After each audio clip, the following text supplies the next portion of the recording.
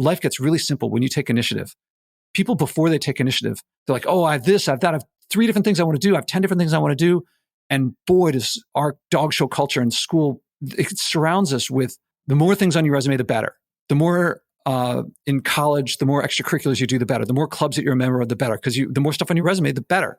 Look at successful people. Very rarely are they doing a million different things. They do usually one thing. They have different realms of their life. So one professional thing, one family thing. But they really dedicate themselves to excellence in one area, and they put everything else off in order to do that thing. And our culture promotes, they don't think of it this way, but it's like being a dilettante and spreading yourself thin and just doing as many different things as you can. And that is rarely a path to success by almost any measure, whether it's money or happiness or deep, meaningful relationships. This got me going. I mean, it's really, it kills me that we teach people to just pursue shiny objects and not learn themselves. I'm Srini Rao, and this is the Unmistakable Creative Podcast, where you get a window into the stories and insights of the most innovative and creative minds who've started movements, built thriving businesses, written best-selling books, and created insanely interesting art. For more, check out our 500-episode archive at unmistakablecreative.com. Josh, welcome to the Unmistakable Creative. Thanks so much for taking the time to join us. Glad to be here again. It's, I have to say, you were one of the early people supporting me when I went in this direction. So thank you for having me again. Yeah, it is my pleasure to have you here. I think that, the first time we had you, I found our conversation incredibly intriguing. I know that, you're a combination of both an academic and an entrepreneur, which I think you kind of have this really cool dichotomy that allows us to explore the subject matter in a way that we wouldn't otherwise. But before we get into the new book that you wrote, I want to start by asking, what did your parents do for work, and how did that shape and influence who you've become and what you've done with your life? My dad is a history professor, now emeritus. So he teaches third world urbanization with a specialty, is very much like of the city of Ahmedabad in India. And he grew up in Pittsburgh, and Pittsburgh was a mill town of steel mills, and Ahmedabad is this mill town of textile, well, it was. And actually, they're both switching over to being more techie. My mom, when I was born, was, I guess you would say housewife, but then after they got divorced, she did a lot of sales type. She went into real estate, then she sold telephone type equipment. Then she went into training people to be real estate brokers and get licenses. And how did it affect me? I mean, my dad weighs heavily on me, but it's not from the business side of things. I had a very high view of academia for a long time in my life. I thought, university, like the top of a university is the top of the world, just because I didn't know anything outside of it. Yeah. And looking back now, my mom's entrepreneurial, just going out and doing it, that I didn't notice it at the time. When I noticed it? Not growing up, when my company was almost bankrupt. And she put me in touch with people I didn't know this until they'd say things that were very understanding. And I felt like, wow, this person really gets it. And then I found out, they almost went bankrupt too. And it was a really difficult time, and I got much closer to my mom at that time because of that background. So it took a little while for that business side of things to kick in. Yeah. What was the message they gave you about education growing up? What did your parents teach you about education? Certainly they valued it. They encouraged me to get as far as I could with it. They said it was, I think my dad, he has a PhD and is a professor. So for him, it was a very, that's what you do. You go to school, you get a degree, and it made me think a PhD was the highest thing you could do in life. Now I look at PhD, I have a PhD, but I look around at most people with PhDs aren't particularly practical. Yeah. And so now I've developed disdain is too strong of a word, but skepticism for academic stuff. And I never felt like it had to connect with life. It was really just abstract learning and learning for the sake of learning, which is nice. But now, there's a big shift in my life later, which was for it to be usable and meaningful and changing behavior and connecting me with others. But that's not exactly what you asked. Yeah. So I wonder, Did they give you any sort of underlying message beyond going as high as you can in terms of education about how to make your way in the world? Were there any career paths that they encouraged? My dad wanted me to be an architect, I think because, well, he would say you could be, he was always like, you could do anything you want. You can be anything, like an architect. And I think he didn't realize he was really pushing me in a direction. And I started majoring in it in college, but then it's not what I wanted to do. But he gave a strong feeling of, if you work hard, the work will pay off. And so I always felt like if I ever didn't really know what to do, I should at least work hard. In some ways that paid off very well. But years later, I realized that I didn't really know how to have fun in life. And I had to learn that in my late 20s and 30s. Wow. Part of why when I've spoken to you, I've talked about surfing, because it feels like it came from me in sports a lot and in music and dancing, but it's something that I'm still developing. I think I didn't have as much fun as I could have growing up. Yeah. You have brothers and sisters? I have an older sister, a younger sister. My mom remarried, so I have a stepsister who's almost the same age as me from a different set of parents. Yeah. And a stepbrother who's older. What career choices did they make? And did you guys turn out wildly differently based on your parents' advice? And what would you tell parents who are listening, particularly as somebody who is both an educator and an academic? What advice would you give to parents about talking to their kids about careers and about education? Let's see. So my sister, she got 2 master's degrees in international education, and she was doing that for a while, but then she became a stay-at-home mom. And I always thought, what? You're throwing away these degrees. But I see her with the kids and my nieces and nephew, and she's just one of the best moms I've ever seen. And it changed my view of femininity, I guess. And now that they're getting older, you can see her and she doesn't have to take care of them quite as much. You can see her getting back into education and things like that. So I don't think she intended to leave it forever. My little sister did the Peace Corps after college, met the man who would become her husband, and they came back to the US. She got an MBA, he got a law degree, and now they're back in, not the Peace Corps, but the State Department, and they passed the Foreign Service exam, and they've been doing 3-year stints all over the world with their 2 sons. My stepsister and stepbrother, we were close, but not as close. And she works in food. I think she's at Kroger and helps develop new types of foods for them. My stepbrother, he was really cool, younger, and his career's been more blue collar, working not too long at any one place. So that's been a different. Yeah. His and mine are probably the most different of everyone's. In terms of advice, when I first started education is huge for me, and different styles of education mean different things to me. And I learned with lecture and doing homework assignments and writing analytical papers. And in physics, I did labs. Then when business school, there was case study and more analysis, but a different kind of analysis. That I will not teach that way anymore. I thought I would teach lectures with the model being, I know, the professor knows, the student doesn't. I will give information. The student will get the information, become smart.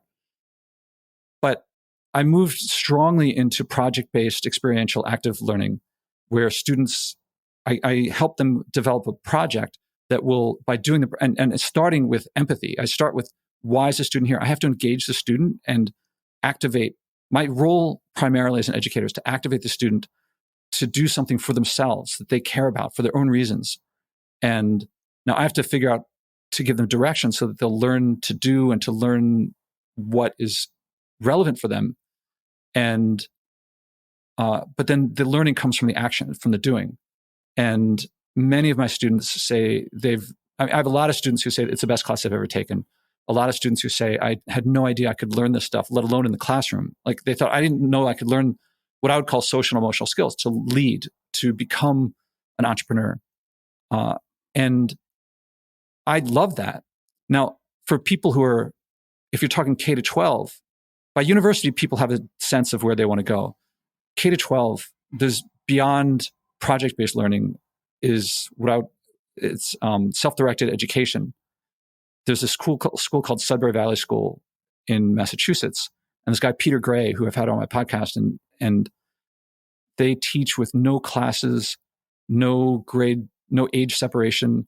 the students get to vote on what happens at the school with an equal vote to the founder. And it sounds like there's no rules, but it's actually a different set of rules and very well regulated. It's just the students have a say in it. And I can't, in a few words, describe what it's about, but Peter Gray has this, a blog on Psychology Today. I forget what it's called, but Peter Gray, Gray. And this book, it just really dramatically changed how we learn, what learning means for democracy, what democracy means for learning. And I could go on, but it's really game-changing for me to have learned what I've learned about education since starting to teach. Yeah. So, one thing that you said in the book is that anxiety pervades our educational system at every level, often in proportion to meeting its goals. That's by design. The academic information schools teach is nice, but the behavior they teach is compliance. And I think that, we are moving towards a world in which compliance is no longer rewarded. In fact, it's punished. And I wonder how you start to unwind this narrative, particularly in a system that is so deeply embedded into our psyches. Well, how to change the system and how to change my own classroom. So I've pondered, do I want to change the whole system? And I haven't gone for it. I think it would be I would love to do it. How to change my classroom is, well, as a university professor, there's a lot more leeway that you have over the classroom. One of the big things is I don't give grades. I have the students grade themselves, and I give them a structure as to how they evaluate themselves. So it's not just like, give yourself an A. But outside of universities, outside of school, very rarely do you get a grade, almost never. I mean, maybe if you're getting a professional degree, you might take a test to show that, if you're an engineer, your buildings aren't going to fall down. But it's not like you can go, and if you're an entrepreneur, a salesperson, and you're going to go to some client and try to get them to buy stuff, they're going to give you a standardized form. And if you get a high enough score, they'll buy your product. Grading makes it it's about judgment. And then you start gaming the system and things like that. And another big thing is I give exercises that are, my model for learning, for how to learn a performance-based, an active, social, emotional, expressive, performance-based field, which includes all of business, that if you want to learn to perform, you practice the basics. If you want to play a musical instrument, if you want to act, if you want to be in the military, if you want to, all sports, if you want to learn to play the piano, if you want to get to Carnegie Hall, you don't sit through lectures for years. And then at the end of it, there's this thing called commencement. And then you get to put your fingers on the keyboard. You start by playing scales. And scales didn't come out of nowhere. People who knew how to play had to work for a long time to develop a theory and scales and so forth. But if you want someone to learn that theory, telling them the theory doesn't work nearly as much as giving them exercises that reveal the theory, and eventually they'll develop it on their own. So my students, I don't tell them the answers. I don't tell them theory, but at the end, they can tell the theory as well as anyone, but they can do it because they've done it. If I do it, I think I do it pretty well. At the beginning, it took a while to develop the right set of exercises or an effective set of exercises, but I do my best not to lecture. If asked, I'll give them some background on some things if they don't know it, because I do have more experience than most of my students. But it's really crafting what are the equivalent of, if you play tennis, you start with ground strokes. After the ground strokes, maybe you learn to go up to the net. After you learn to go, way later, you learn the serve. The game begins with the serve, but you don't start the exercise. You don't start teaching them with the serve because it's hard. Same with lots of things in business. You start with basics, start with learning skills that you can build on. And then eventually, actually, it's pretty quick that people get very advanced exercises and they do some very advanced things that even advanced people who didn't go through this, who might have holes in their foundation, might not be able to do. But when you don't have any holes in the foundation, you can build really high. Yeah. I don't know if it's being too abstract what I'm saying.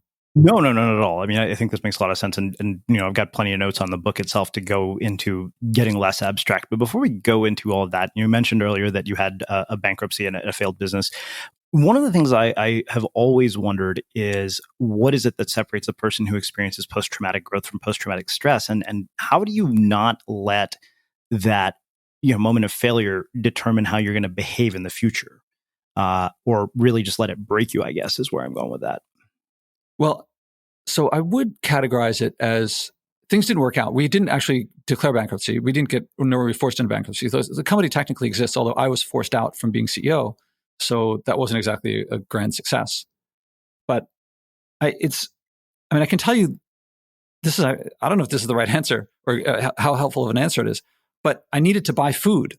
I needed to pay my mortgage. And I was nursing my wounds after I got, you saw that this book was the first time that I shared that when they moved offices, the way that they kept me from going back in the office was they just didn't give me a key. And I felt like a puppy that had been kicked and kept going back to get kicked for more. But except a puppy who one day dreamed to be like the next Einstein, because the PhD is in physics for people who don't know. And the humility, I'm not the most humble man in the world by far. I've a bit more humility than I did before, but then I had that was a big lesson in it. But I had to get money, I had to make money, and I had to go out and work and make some money. So before starting my first company, I was in graduate school and I had a stipend, but I was there wasn't an application I didn't apply for a job. I just got into graduate school and a PhD in physics program. There's always a stipend. And so I didn't know how to work. I didn't know what the working world was like. So it was a very scary experience, but also one that I had no choice in because I didn't want to get kicked out of my apartment. And then when I was out in the world, then I worked for a couple of years in a 9-to-5 job, and I didn't like it. It was okay. It was cool to make more money than I ever had before. I was certainly making more money than I was taking in in my own startup. Of course, there was no upside for me. And I realized I really wanted to start more companies. And so that sent me back to business school. Something that told me that I couldn't keep working there. I always kept trying to tell them ideas that I thought would help the company. And they would always listen politely and never really do anything about it. And this one week, I had a weekly meeting with my manager. And this one week, I was really angry. And so I downloaded a book, and just the entire week, I just read the book. I had a desk that, people couldn't see what I was doing. And I just read the book and got the bare minimum work done. And the next week when I met with my manager, she said, it looks like you're really getting the hang of things here. I'm glad to see that things are going well. And I was like, oh, they just want me to do the minimum, and that's actually better for them. And I couldn't do that. That wasn't right for me. I don't know if that answered the question. Dealing with those difficult things, it's, broadly speaking, at a high level, handling little ones early gives you the skills to handle big ones later. I think it's like developing the social and emotional skills of resilience and listening.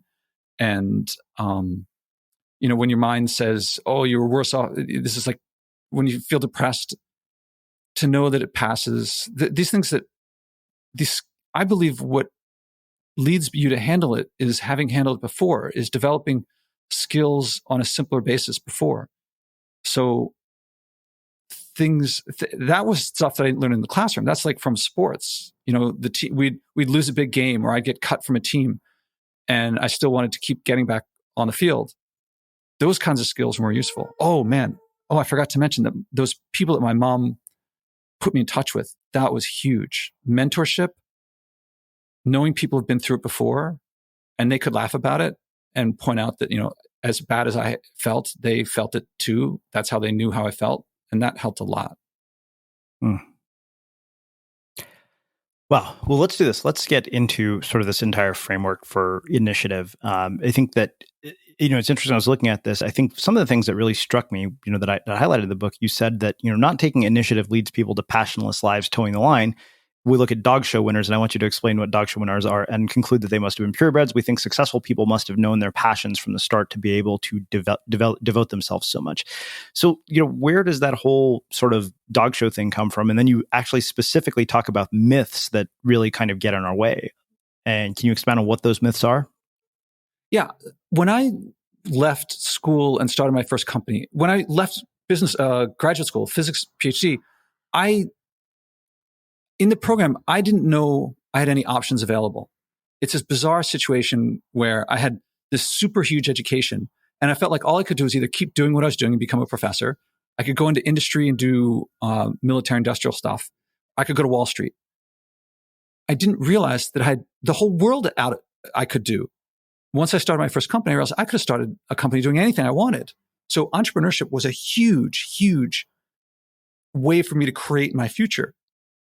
It was the mid 90s and late 90s, and all the media was about like hero CEOs and stuff like that. And I bought into that I wasn't paying attention primarily to the customers, to the employees, to the people that we had the contracts with. And I wasn't doing what was important. I was doing what the culture around me was telling me to do. And I see a lot of people getting caught up in that. So the book is the book version of the course that I teach at NYU. And I have all these students and they come through, and a lot of them right off the bat, when I tell them to start a project, they pick a project that has nothing to do with their lives. And usually it's something that either it's in the headlines, like there's always a blockchain app. Maybe it'll change now. It's not quite as, I don't know, blockchain apps, or like they want to do something that's not relevant to their lives.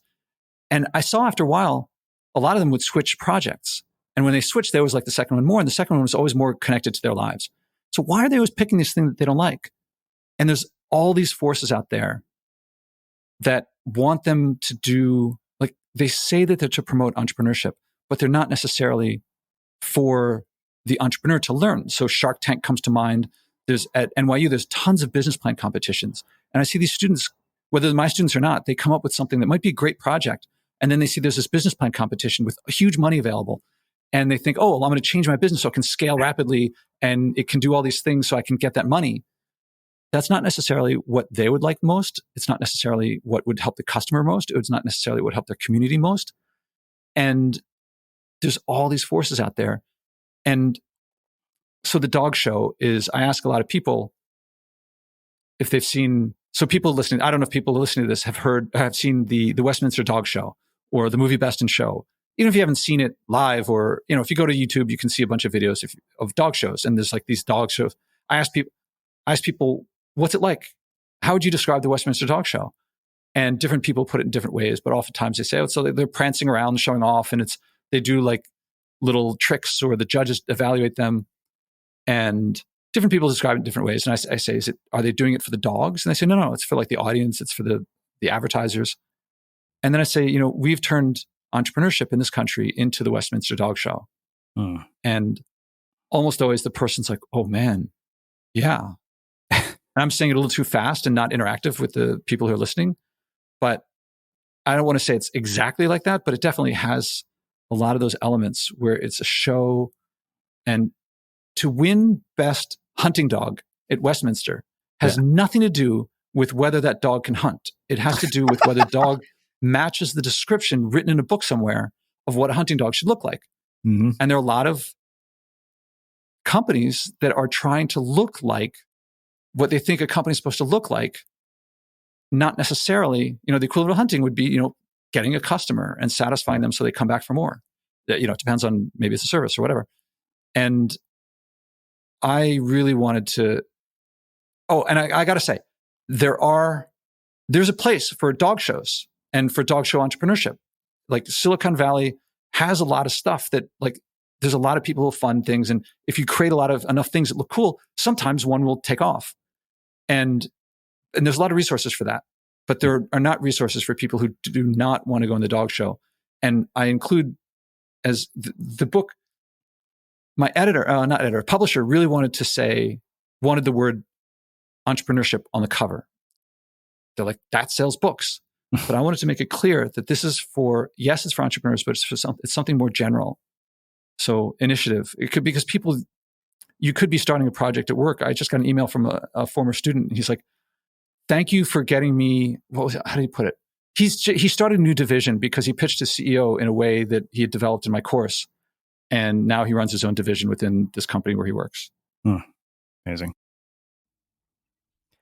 So I don't know about you, but vacuuming is not one of those things that I ever look forward to doing. But as you know, your environment has a huge impact on your creativity. So I still like it to be clean wherever I'm living and working. But now it doesn't have to be something that you deal with. If you're like me and you grew up in the 80s, you probably fantasized about the day when cleaning your house would be like it was for the Jetsons, meaning you don't have to lift a finger. Well, the good news is that we're already kind of living in that future. And the easiest way to make sure your floors are clean every day is with the iRobot Roomba robot vacuum.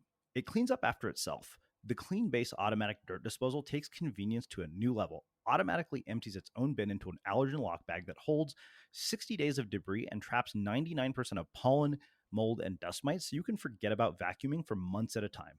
Let the Roomba clean for you instead. It learns your home, finds dirt, and empties itself on its own. It's got powerful cleaning performance made effortless.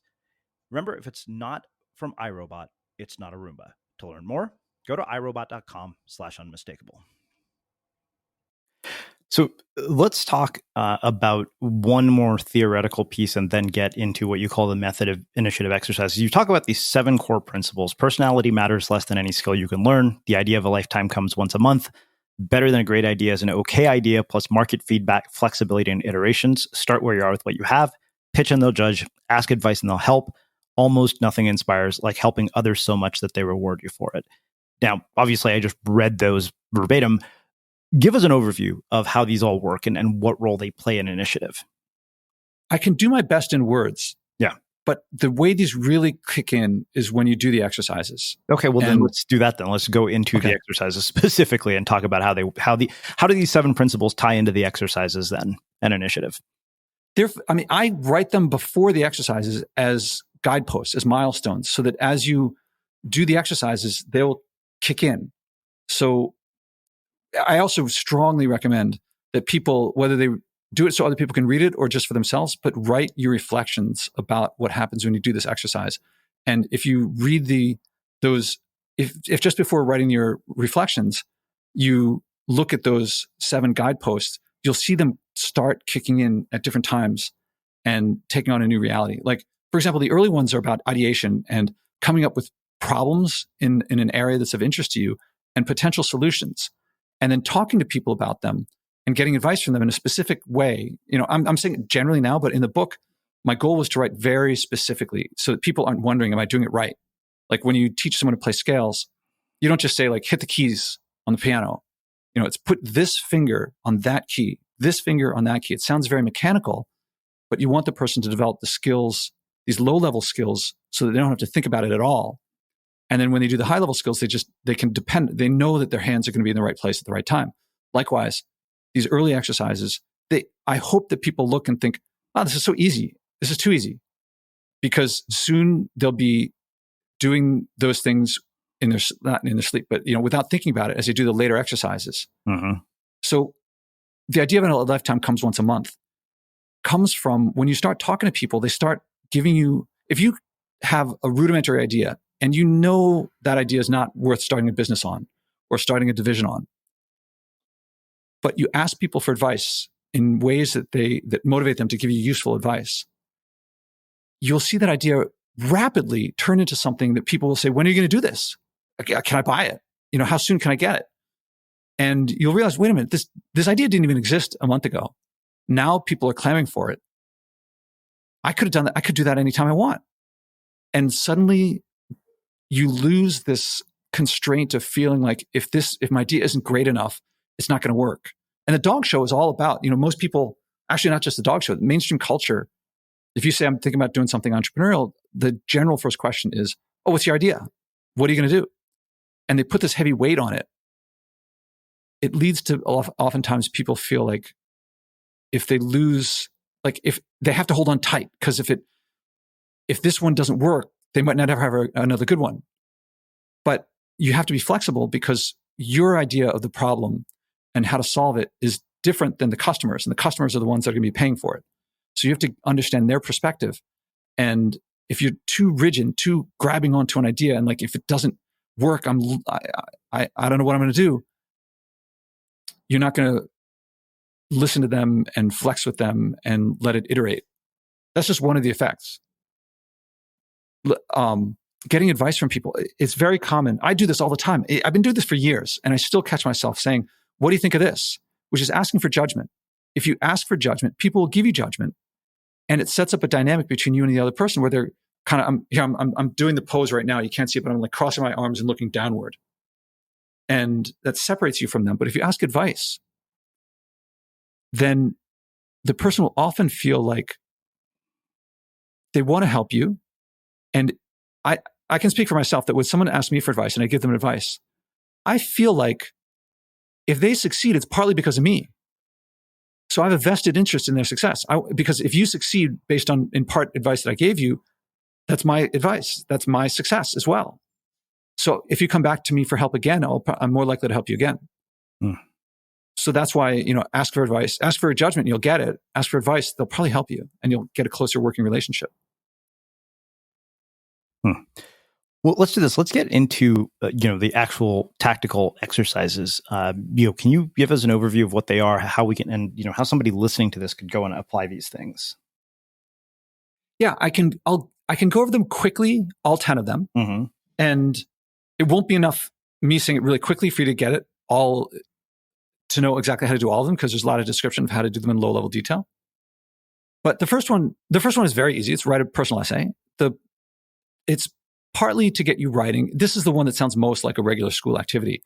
I just want people to write a field that's interesting to them. And it doesn't have to be the only field that's interesting to them, because the first couple exercises, I just want to make sure they have some direction. And people can switch later if they want, but you have to have the direction to go in. And I also want people to write the names of people that they look up to and that they might have access to in that field.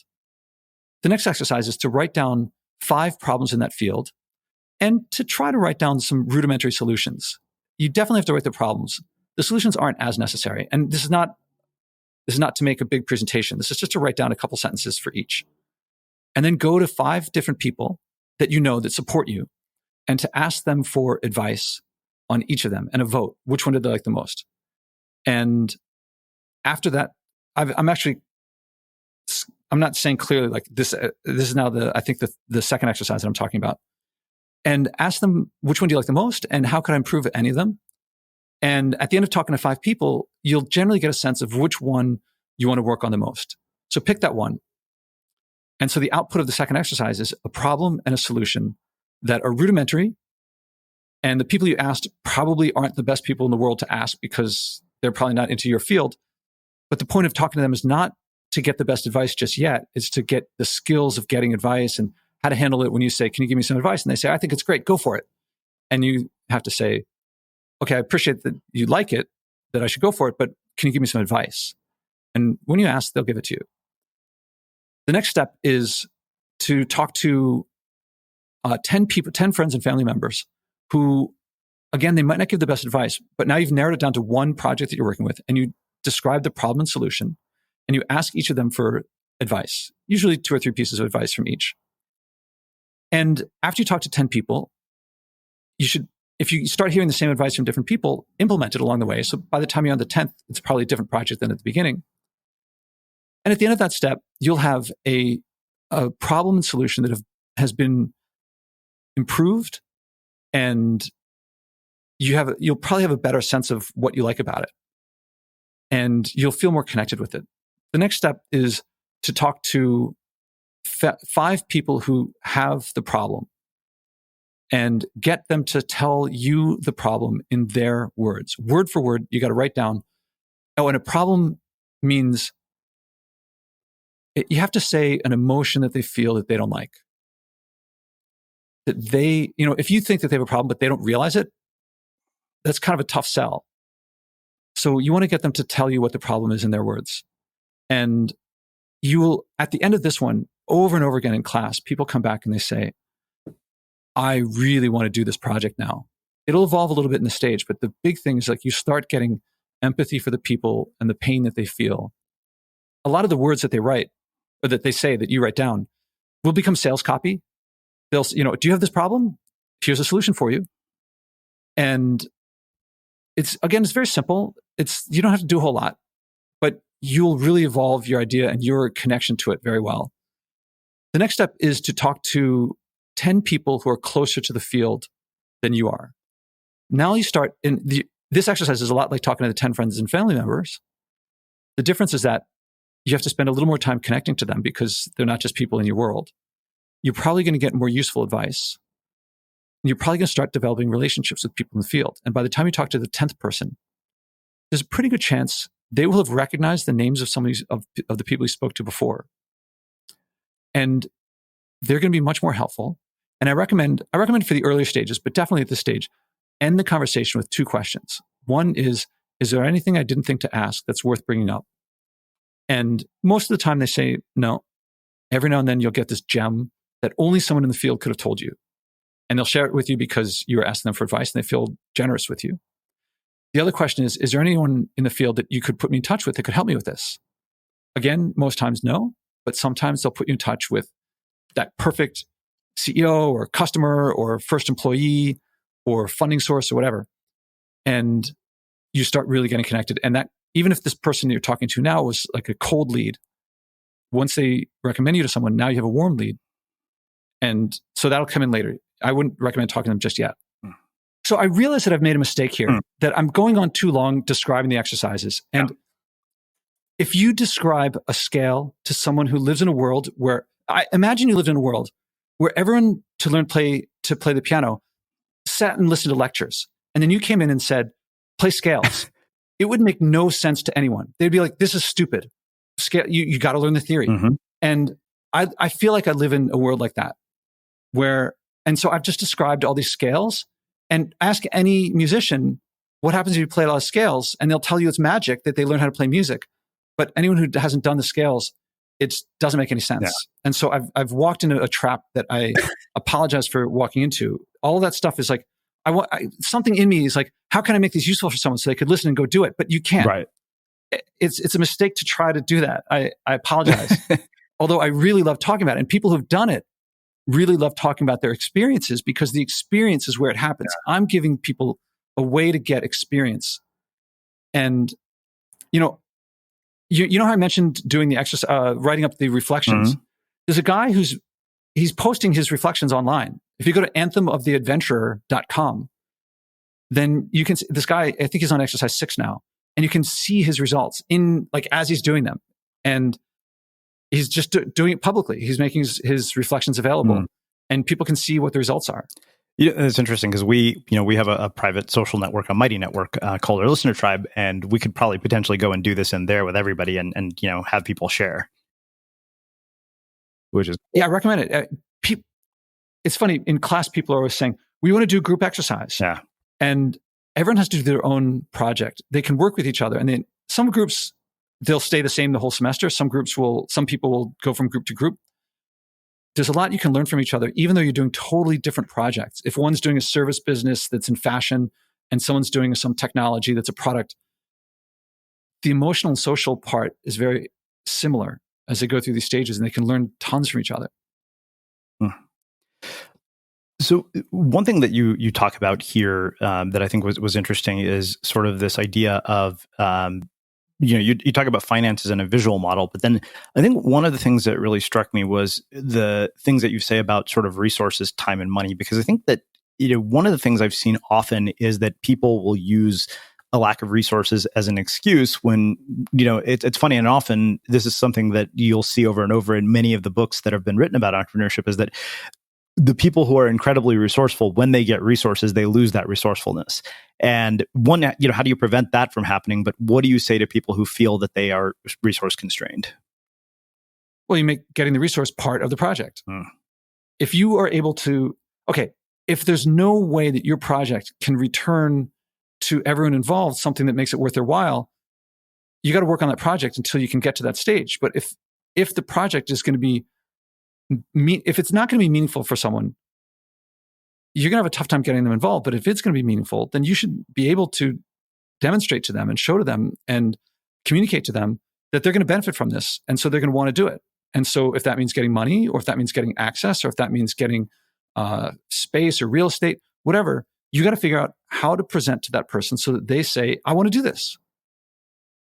And if you can't do that, you got to keep working on that project or go to another project. But if it's going to take $1 trillion to do and it's going to return $10, you're probably going to have a hard time getting that $1 trillion. But if it's going to kick off enough money to pay off investors, all right, make it part of the deal so that they get a return on their investment. Or if you want to, like right now, what my big project, my huge initiative is my podcast and the Leadership and the Environment podcast. And I want to get the most influential people in the world to act on to share their environmental values, act on them, and share the results so that people listening can say, oh, it's not just me. Someone else is doing this. Because right now, try to think of someone who's living sustainably, who's famous, like they don't exist. There's no one doing it. And I want to change that. So why would someone who's, if I get Oprah Winfrey on my show, why would Oprah Winfrey go without?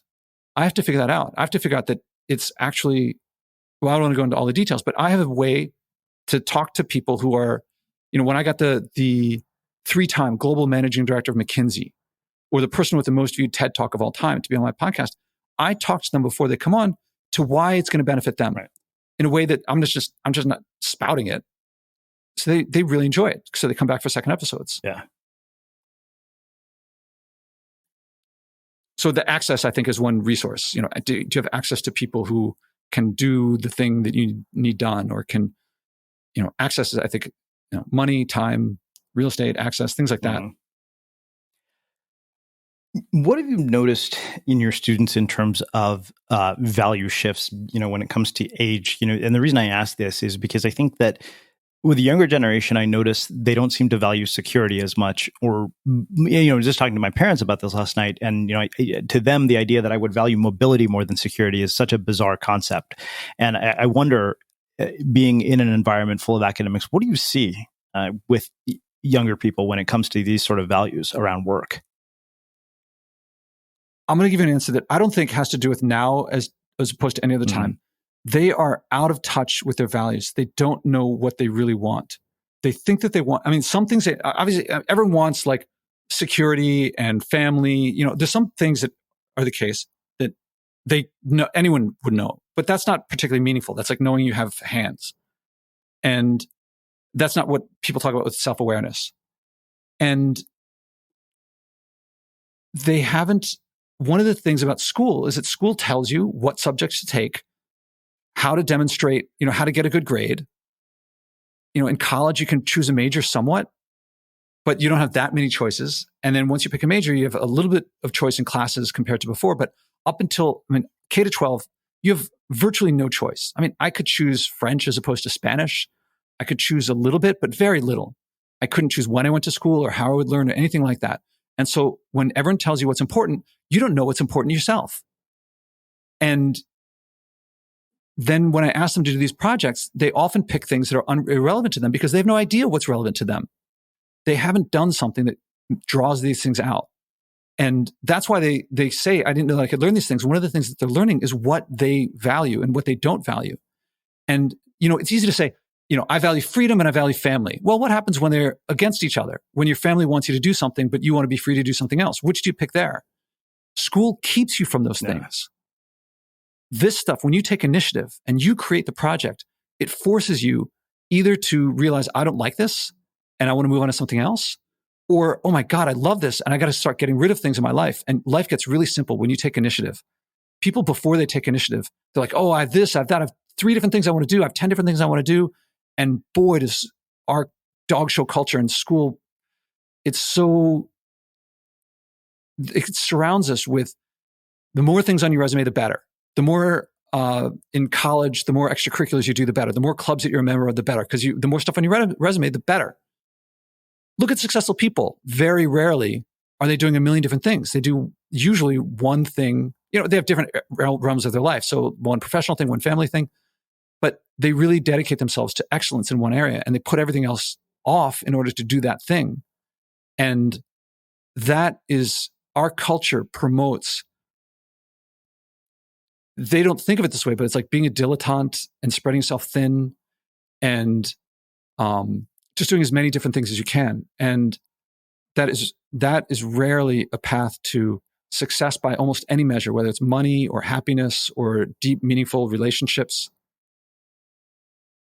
This got me going. It's really, it kills me that we teach people to just pursue shiny objects and not learn themselves. I saw you had David Allen on recently, and his book, he has been a great mentor for me. And when I first read his book, Getting Things Done, I thought, okay, this is an interesting book. But I met him and I said, I think I act on my priorities pretty well. And so I didn't think your book was that useful. I said it a little more politely. And he said, yeah, everyone thinks it's about productivity and efficiency. That's because they put that on the cover because that's what sells books. But the book is really about freedom. It's about mental freedom. Mm-hmm. And it's about how if your mind is preoccupied with something, then you won't get, you can't concentrate. Like if you, like we're talking right now, but if you're thinking that as soon as this call ends, you have to pick up the phone and call someone else, your mind is going to be preoccupied with that and you won't be able to pay attention to me. Or if you're an engineer working on some problem, you got some other problem in your head, you can't solve this one. And so he's got these great tools to give you mental freedom. I reread his book and I thought, this is amazing. Mm-hmm. My book is it's about passion. It's about, and it's actually the word did make it on the cover, but I'm not saying like find your passion, but you will unearth your passions. You'll get rid of these things that society has put on you to like distract you, not to distract you, but to make you productive for them, which is not necessarily rewarding for you. And the more that you do this stuff, the more that the passing fancies you'll exhaust them and you'll think like, oh, that thing with the blockchain app, that was kind of cool, but that's not what I really want to do. I really want to do, I don't know what, in my case, it was environmental leadership. And the number of things that used to be amazing in my life, but don't measure up to this, that I now say, no time for that.